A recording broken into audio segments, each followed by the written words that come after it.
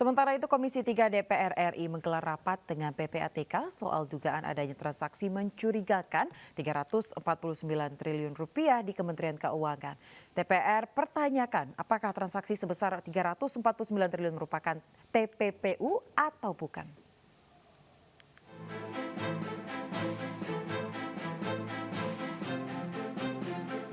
Komisi 3 DPR RI menggelar rapat dengan PPATK soal dugaan adanya transaksi mencurigakan 349 triliun rupiah di Kementerian Keuangan.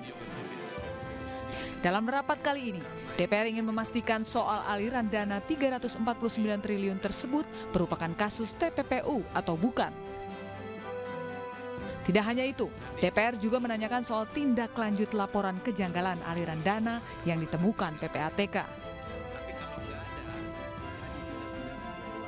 Anggota Komisi 3 DPR fraksi PAN Mulfahri Harahap mencecar Kepala PPATK Ivan Yustiavandana.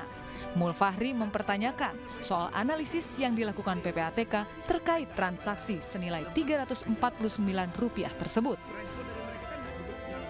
Penyidik bisa membuktikan bahwa bukti itu kemudian berujung pada tidak adanya transaksi keuangan mencurigakan, ya memang ya kami mau tidak mau ya memang harus ikut seperti hukum acaranya gitu.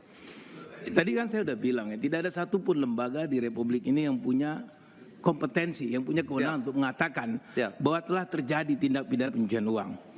PPATK undang-undang mengatakan seperti itu. Anda memiliki legalitas untuk menyatakan bahwa telah terjadi kejahatan itu.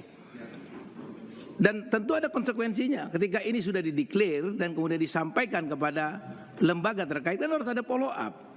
Respon dari mereka kan nggak cukup cuma bilang, wah ini tidak bisa dibuktikan, nggak bisa begitu. Kalau itu yang mereka sampaikan, kemudian Anda mengamini, berarti pekerjaan Anda nggak valid. Iya. Berarti semua analisis yang dilakukan oleh PPATK terkait kesimpulan telah terjadi pencucian uang itu tidak valid, tidak bisa dijadikan rujukan. Karena Anda tidak challenge respon yang disampaikan oleh lembaga atau kementerian di mana tindak pidana asal itu terjadi. Logikanya kan seperti itu. Sementara Ketua PPATK Ivan Yustiavandana mengungkapkan transaksi tersebut benar merupakan tindak pencucian uang dan pihak PPATK pun telah menganalisis serta melaporkan kasus tersebut ke pihak berwenang. Ya, jadi Pak Mulfahri yang kami hormati, kita bahkan ada program yang kita bilang recycling. Jadi jika tidak ditindaklanjuti oleh aparat penegak hukum, kita lihat lagi datanya. Dan beberapa kasus memang kita melihat jika tidak ditindaklanjuti oleh aparat penegak hukum, orang yang sama kemudian bermutasi dengan pihak-pihak lain dengan menggunakan nomini. Kita temukan fakta itu.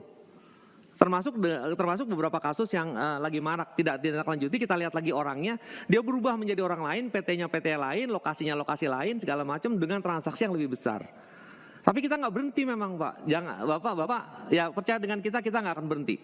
Jadi kita tidak langsung diskusi, aparat penegak hukum bilang udah selesai, udah terbukti, kita nggak. Kasus GHTP, kasus BA, kasus DW segala macam itu kita desek terus. Kasus NA dan segala macam itu kita desek terus. Meski demikian, dari Komisi 3 merasa PPATK yang seharusnya memiliki wewenang untuk mengusut tuntas kejahatan pencucian uang tersebut tetap terbuka dengan DPR RI, terutama Komisi 3 yang selama ini merasa tidak pernah menerima laporan soal transaksi mencurigakan tersebut pada rapat-rapat sebelumnya.